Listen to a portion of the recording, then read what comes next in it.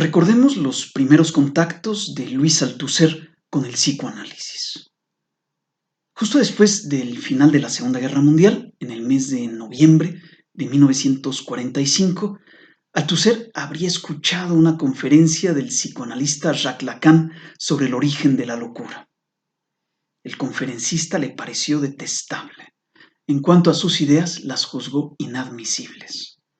Esta anécdota solo es importante porque Lacan terminará estando más adelante en el centro de la relación de Althusser con el psicoanálisis. En 1947, 2 años después de su primer encuentro desafortunado con Lacan, Althusser terminó de escribir su texto El contenido en el pensamiento de Hegel. Era una especie de tesis dirigida por Gaston Bachelard que le permitió a Althusser obtener su diploma de estudios superiores. En este largo texto encontramos 2 importantes referencias a Freud en simples notas a pie de página. En ambas referencias, Freud sirve para ilustrar conceptos hegelianos. El primer concepto es el de totalidad. Althusser plantea que la presencia de la totalidad subsiste siempre en lo que se piensa. Cuando la totalidad es desconocida o negada en el pensamiento, se abre paso en el mismo pensamiento de modo simbólico, mítico, ideológico. El mito y la ideología serían como el síntoma en Freud. Serían formas en las que se realiza la totalidad mutilada. Es lo que sucedería, según Althusser, con la totalidad de la libido freudiana, cuyas partes reprimidas retornarían como síntoma. De igual modo, aquello que no reconocemos en la totalidad cultural o social retorna sintomáticamente de modo mitológico o ideológico. El síntoma completa la realidad. Es exactamente la misma forma en que aparece lo sintomático en el Althusser de los años 1960. Allí también hay partes de la totalidad que solo aparecen como síntomas y que requieren por ello de lo que Althusser llama entonces lectura sintomal. Esta lectura sintomal se caracteriza por leer también lo sintomático de un discurso con el propósito de reconstruir una totalidad teórica. Es la misma totalidad de pensamiento a la que se refería el joven Althusser. Hay como una prefiguración del pensamiento maduro de Althusser en la primera de sus referencias a Freud. Sucede lo mismo con la segunda referencia, en la que Althusser utiliza la noción de inconsciente de Freud para ilustrar la idea hegeliana de positividad de lo negativo. Esta idea es la de que lo negativo existe de algún modo y tiene positividad, poder, efectividad, efectos en lo positivo. Sería, según Althusser, como el inconsciente de Freud, que no solo es lo no consciente, sino algo diferente con efectos en la conciencia. El inconsciente sería una presencia y no una ausencia, o mejor dicho, el inconsciente sería la presencia de algo en su ausencia. Esta idea nos hace pensar en la causalidad inmanente de Spinoza, que terminará siendo tan importante para Althusser. La causalidad inconsciente de Freud, como la spinoziana, está presente en sus efectos, pero presente en su ausencia, ya que se trata precisamente de algo inconsciente y no consciente, no presente ante la conciencia. Las referencias a Freud, a las que acabo de referirme, coinciden con la primera depresión grave de Althusser y con su primer internamiento en una institución psiquiátrica. A partir de 1947, Althusser padecerá crisis depresivas periódicas y será internado más de 20 veces. Esta relación constante con la psiquiatría fue también una relación constante con el psicoanálisis, pues los psiquiatras que se ocuparon de Althusser fueron también a veces algunos de los más importantes psicoanalistas de su época en Francia. Conviene recordar al menos a 4. El primero fue Pierre Mal, especialista en niños, que diagnosticó a Althusser con demencia precoz. El segundo fue el vasco Julián de Ajuriaguerra, que también se especializaba en niños, y que al igual que Lacan, por cierto, fue alumno de Clerambault y frecuentó a los surrealistas. El tercero fue el narcoanalista Laurent Steven, que le aplicó a Althusser de manera permanente entre 1948 y 1963 un extraño tratamiento en el que le administraba narcóticos y lo apoyaba en la interpretación de sus sueños, en los que distinguía los elementos positivos y los negativos. Finalmente, a partir de 1963, Althusser tuvo un verdadero tratamiento psicoanalítico con el famoso René Diatkin, quien había estado en análisis de control con Lacan, pero luego votó su exclusión de la Sociedad Psicoanalítica de París en 1953. Diatkin era alguien muy próximo a los primeros psiquiatras de Althusser, a Pierre Mal y Julián de Ajuriaguerra, y al igual que ellos, Diatkin también se especializaba en niños. En los meses de noviembre y diciembre de 1959, después de unos 12 años de experiencias psiquiátricas y psicoanalíticas, Althusser organizó un primer curso sobre psicoanálisis en la Escuela Normal Superior de París. Sabemos que Althusser se encargó de un par de sesiones sobre ese psicoanálisis de niños en el que se especializaban Pierre Mal, Ajuriaguerra y Diatkin, quien todavía no era el psicoanalista de Althusser.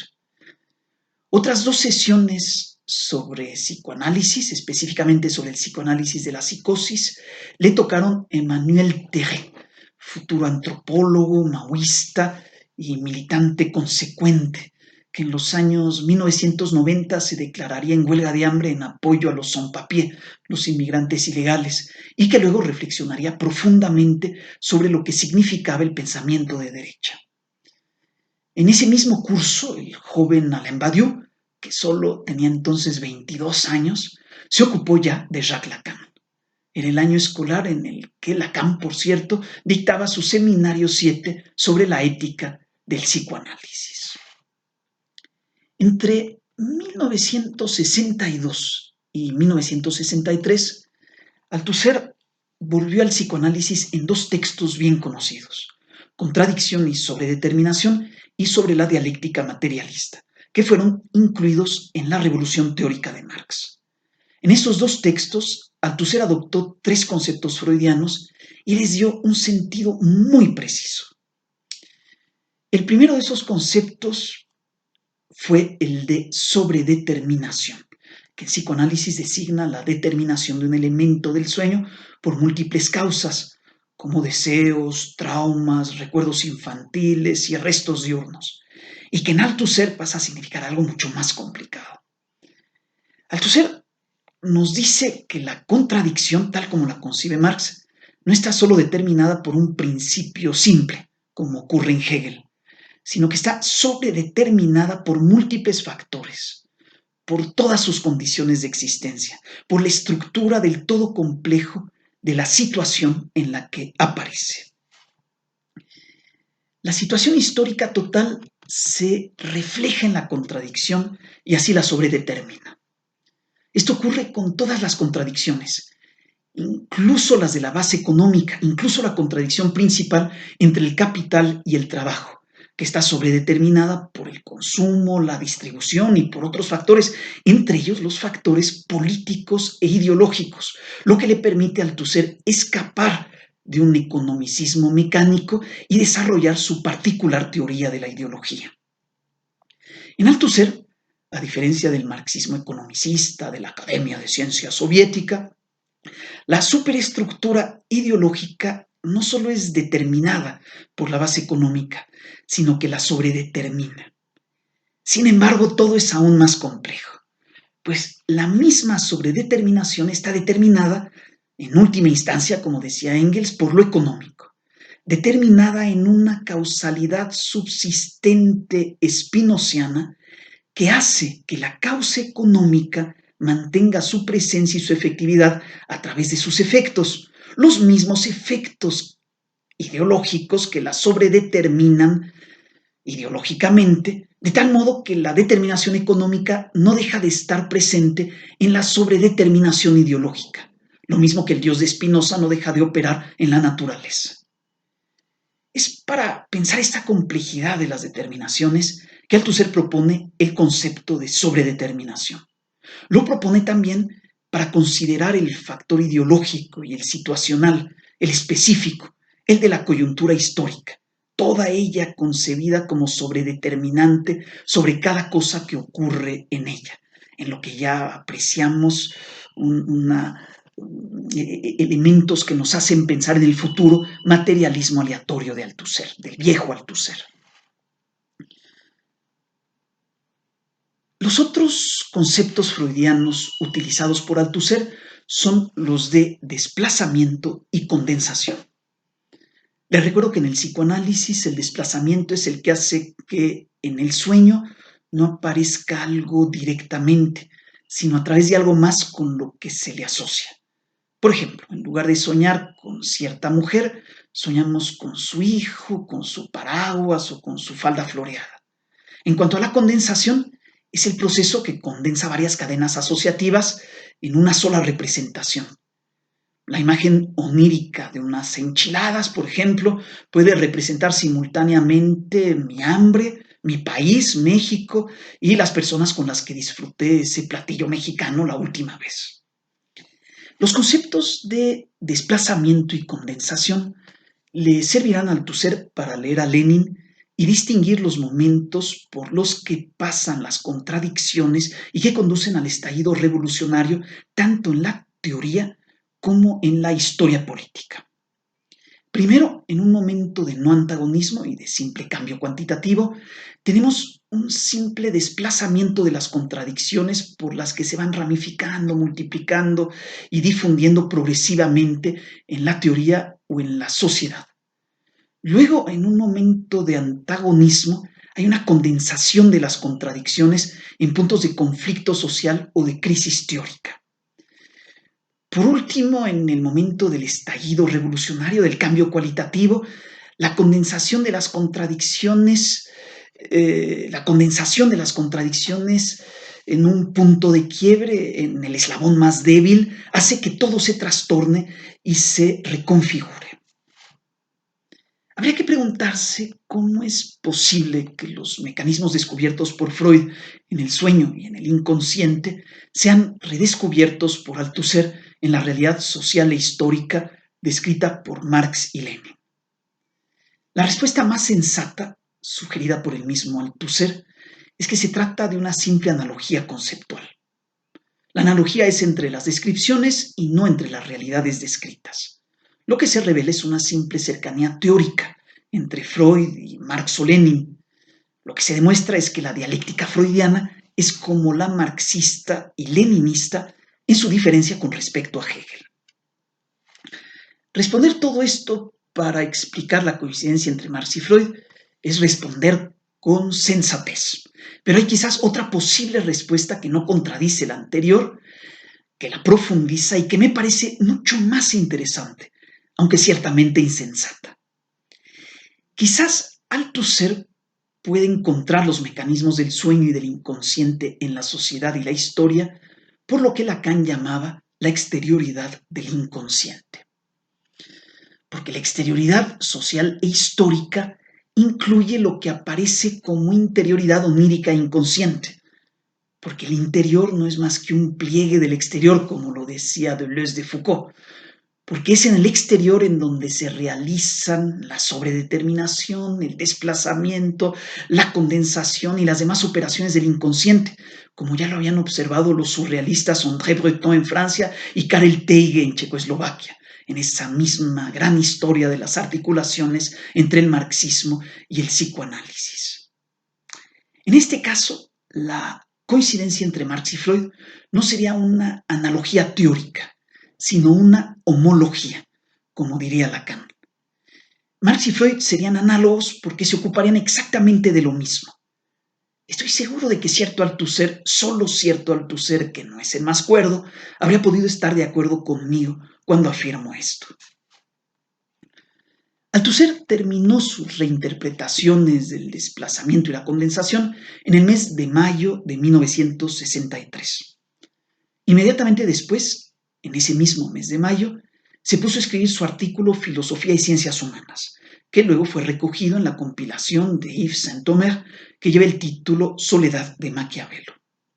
Ese artículo, Filosofía y Ciencias Humanas, es muy importante en la relación de Althusser con el psicoanálisis, por ser el primer momento en el que Althusser vincula explícitamente el marxismo y el psicoanálisis, distinguiendo cuidadosamente el psicoanálisis de la psicología. El artículo también es importante porque tras su publicación en junio de 1963 y su lectura por Lacan en julio de ese mismo año, provocará el decisivo acercamiento entre Lacan y Althusser en los meses y años siguientes. Por lo demás, el artículo Filosofía y Ciencias Humanas consiste en una defensa apasionada de la filosofía contra el pensamiento tecnocrático y contra sus expresiones empiristas y positivistas.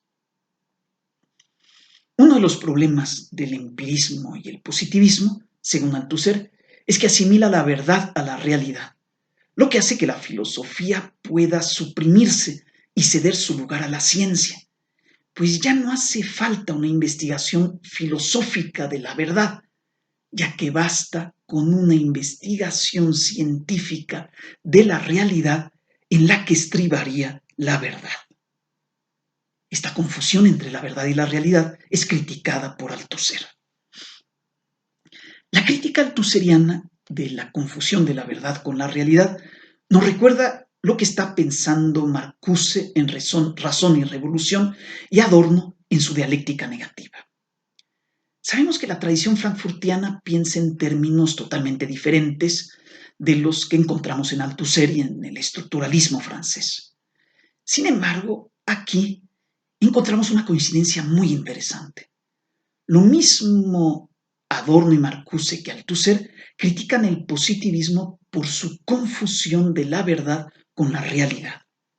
Esta confusión imposibilita, en términos frankfurtianos, la crítica de la realidad desde la verdad, desde la perspectiva de la verdad, en el nombre de la verdad, por el contraste de la verdad con la realidad. No podemos confundir la verdad y la realidad si queremos criticar la realidad por su carácter ideológico no verdadero, falseado, mistificado, que es el carácter que suele tener en el capitalismo. Este argumento es muy parecido al de Althusser y sirve también para defender la filosofía contra la aspiración tecnocrática de disolución de lo filosófico en lo científico. La filosofía merece existir, lo mismo para Althusser que para Marcuse y Adorno, porque la verdad no está solo en la realidad en donde le estudia la ciencia, porque puede no estar en esa realidad, porque lo que denominamos realidad puede ser algo totalmente falso, lo que los filósofos tendrán que denunciar. Buscando la verdad solo en la realidad, el empirismo y el positivismo se imaginarían entonces que pueden dejar atrás la filosofía y apostarle solo a la ciencia en su exploración de la realidad. El problema es que la ciencia, para Althusser, no funciona tampoco así, no tiene tampoco una relación inmediata con la verdad en la realidad. La idea misma de esta relación es para Althusser algo ideológico. Ya sabemos que el empirismo y el positivismo son ideologías para Althusser. Para él, una ciencia empieza cuando rompe con la ideología, cuando rompe con las ilusiones de la relación inmediata con la verdad en la realidad y cuando busca la verdad no en la realidad, no en lo dado, sino en sus condiciones de producción. Esto es precisamente lo que hace el psicoanálisis, a diferencia de la psicología, que es quizás el mejor ejemplo de pseudociencia tecnocrática y de ideología empirista para Althusser. Althusser insiste en que la psicología no es una ciencia. Es una simple técnica que sirve para cumplir con los encargos que le hacen la industria, el comercio y la política. Es particularmente una técnica de adaptación a las condiciones existentes. Todo esto es la psicología y es también lo rechazado por Althusser y por el psicoanálisis. Tal como lo presenta Althusser, el psicoanálisis está en ruptura con la psicología.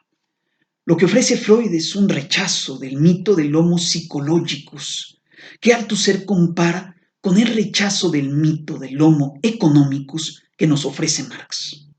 Así como Marx rompe con la economía clásica, así Freud rompe con la psicología clásica. Althusser sabe muy bien que a veces se ha intentado reconducir el psicoanálisis a la psicología, reabsorberlo en la psicología, psicologizarlo, convertirlo en psicología. Es así como se ha llegado, por ejemplo, en Estados Unidos, a la psicología del yo. Pero esta psicología, este psicoanálisis psicologizado, ya no es psicoanálisis, sino psicología, como su nombre lo indica. Así como la psicología es una técnica de adaptación, el psicoanálisis psicologizado, para Althusser, es una técnica de readaptación. Esto no tiene nada que ver con el psicoanálisis. Althusser lo enfatiza y da crédito a Lacan por su aversión a la psicología y a cualquier intento de psicologización del psicoanálisis. Hay que enfatizar que Althusser menciona explícitamente a Lacan. Le reconoce el mérito teórico de haber demostrado que el psicoanálisis psicologizado se equivoca de objeto al apuntar al condicionamiento y la adaptación. Lacan leerá esto un par de meses después, cuando el texto se publique, y le escribirá a Althusser literalmente que no tiene razón Lacan de declinar el honor de lo que dice Althusser y que le agradece ese testimonio en las circunstancias difíciles en las que se encuentra Lacan. Es así como empieza un interesante intercambio epistolar entre Althusser y Lacan, en el que Althusser escribe sobre mucho y escribe mucho, y Lacan muy poco y sobre muy poco. Nos ocuparemos de este intercambio en la próxima sesión. Lacan terminó siendo acogido por Althusser en la Escuela Normal Superior de París. Pero antes de esto, en el otoño de 1963, Althusser empezará un seminario dedicado a Lacan y al psicoanálisis en la misma institución. Ese seminario del año escolar 1963-1964 viene después de los seminarios de Althusser sobre el joven Marx del 61-62 y sobre los orígenes del estructuralismo del 62-63 y precede el famosísimo seminario Leer el Capital, que dará lugar al volumen del mismo nombre y que se desarrollará entre el 64 y el 65. En el seminario de 1963-64 sobre psicoanálisis y Lacan, las sesiones primera, tercera y cuarta estarán dedicadas a una introducción al psicoanálisis impartida por Michel Thor, quien publicará 6 años después, en 1970, el maravilloso texto de inspiración althusseriana, El psicoanálisis en el materialismo histórico. La segunda sesión, de la que se encarga Althusser, estará dedicada al psicoanálisis en las ciencias humanas. Hablaremos ahora de esa sesión. En la quinta y la sexta sesión, Etienne Balibar hablará sobre la psicosis. Luego, Jacques-Alain Miller, el futuro yerno de Lacan, se ocupará precisamente de Lacan durante 3 sesiones. Finalmente, en las últimas 4 sesiones, Akil-Kies habla de psicoanálisis y Merleau-Ponty, Yves Duroux de psicoanálisis y fenomenología, Althusser de psicoanálisis y psicología y Jean Mosconi de psicoanálisis y antropología. Althusser se encarga, entonces, de la segunda sesión del seminario, en el otoño de 1963, y de la penúltima sesión en la primavera de 1964. Estas 2 intervenciones de Althusser serán recogidas en el libro Psicoanálisis y Ciencias Humanas, 2 conferencias. En la primera de las 2 conferencias de Althusser, el lugar del psicoanálisis en las ciencias humanas, deseo destacar primeramente su observación tan interesante sobre la resistencia ideológica e historia al psicoanálisis. Esta resistencia, tal como la ve Althusser, no opera solo al exterior del psicoanálisis, sino en su interior y desde su origen, desde el momento en que Freud lo inaugura. Freud solo dispone de conceptos importados de la biología, la energética y la economía política, y debe hacer con ellos lo que puede. El problema es que estos conceptos son inadecuados para lo que Freud está descubriendo. Su forma no corresponde al contenido. Los conceptos usados por Freud estorban el descubrimiento, lo obstaculizan, resisten contra él. Y la resistencia no es tan solo epistemológica, sino ideológica e histórica. Freud supo de algún modo sobreponerse a sus conceptos inadecuados, pero luego vinieron los filósofos y los psicólogos a interpretar su descubrimiento de modo filosófico y psicológico. El resultado desastroso fue la psicologización y la filosofización del psicoanálisis, que son, para Althusser, dos formas de falsificación, de neutralización, de adulteración del descubrimiento de Freud. El psicoanálisis para Althusser es tan irreductible a la psicología como a la filosofía. Entre las formas de filosofización y psicologización del psicoanálisis descartadas por Althusser está la psicología concreta de Georges Politzer, que Politzer propuso hacia 1927 en su libro Crítica de los fundamentos de la psicología. Althusser se detiene en Politzer por ser él, Politzer, quien habría introducido el psicoanálisis en la filosofía francesa, pero también por su enorme influencia en esa filosofía, particularmente en Sartre y en Merleau-Ponty. Estos dos filósofos pertenecen a lo que podemos considerar la tradición filosófica rival de aquella en la que se ubica Althusser. La tradición de Althusser es la de una filosofía del concepto que viene de Canguilhem y que tiene su apogeo en el llamado estructuralismo francés.